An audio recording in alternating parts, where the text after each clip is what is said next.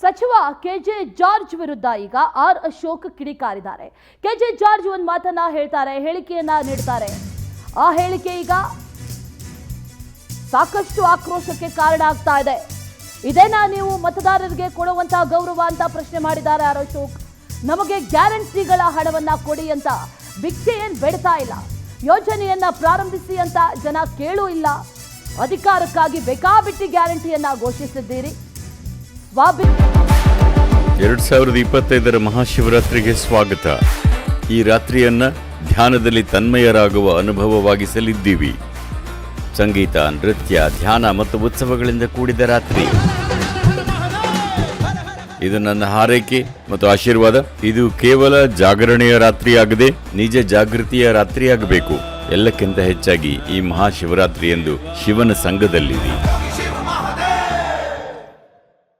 ವಿಮಾನಕ್ಕೆ ಪೆಟ್ಟು ಬಿದ್ದರೆ ಕಾಂಗ್ರೆಸ್ ನಿರ್ನಾಮ ಆಗುತ್ತೆ. ಸಾಮಾಜಿಕ ಜಾಲತಾಣ ಎಕ್ಸ್ ನಲ್ಲಿ ವಿಪಕ್ಷ ನಾಯಕ ಆರ್ ಅಶೋಕ್ ಈಗ ಕೌಂಟರ್ ಕೊಟ್ಟಿದ್ದಾರೆ. ಈ ವಿಚಾರಕ್ಕೆ ಸಂಬಂಧಪಟ್ಟಂತೆ ಕೆಜೆ ಜಾರ್ಜ್ ಅವರು ಒಂದು ಸ್ಟೇಟ್ಮೆಂಟ್ ಅನ್ನ ಕೊಟ್ಟರು. ಅದೇನು ತಿಂಗಳ ಸ್ಯಾಲರಿನ ಸಂಬಳನ ಬಂದ್ಬಿಡೋಕೆ ಸ್ವಲ್ಪ ಡಿಲೇ ಆಗಿದೆ ಅನ್ನುವಂಥ ಮಾತನ್ನ ಕೆಜೆ ಜಾರ್ಜ್ ಹೇಳಿದ್ರು. ಆ ಹೇಳಿಕೆಗೆ ಸಂಬಂಧಪಟ್ಟಂತೆ ಸಾಕಷ್ಟು ಆಕ್ರೋಶಗಳು ಈಗ ವ್ಯಕ್ತವಾಗ್ತಾ ಇರೋದು. ಈ ಯೋಜನೆಯನ್ನ ಪ್ರಾರಂಭಿಸಿ ಅಂತ ಯಾರಾದರೂ ನಾಡಿನ ಜನ ಬಂದು ಕೇಳಿದ್ರ? ಇಲ್ಲ. ಈ ಯೋಜನೆಯನ್ನ ಅಧಿಕಾರಕ್ಕೋಸ್ಕರ ಆರಂಭ ಮಾಡಿರೋರು ನೀವೇ. ಈಗ ಸ್ವಾಭಿಮಾನಕ್ಕೆ ಪೆಟ್ಟು ಬೀಳುವಂತ ಹೇಳಿಕೆಗಳನ್ನ ಕೊಡ್ತಾ ಇದ್ದೀರಿ. ಇದರಿಂದ ಕಾಂಗ್ರೆಸ್ ನಿರ್ನಾಮ ಆಗುತ್ತೆ ಅನ್ನುವಂಥ ಮಾತನ್ನ ಟ್ವೀಟ್ ಮೂಲಕ ಆರ್ ಅಶೋಕ್ ವ್ಯಕ್ತಪಡಿಸಿದ್ದಾರೆ.